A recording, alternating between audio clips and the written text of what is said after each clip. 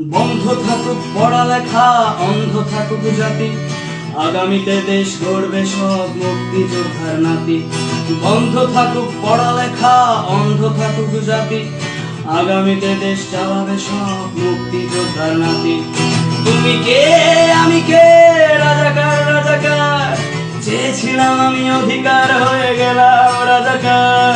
তুমি কে আমি কে, রাজাকার রাজাকার, চেয়েছিলাম আমি অধিকার হয়ে গেলাম রাজাকার। লা লা লা লা লা লা লা লা লা লা লা লা লা লা।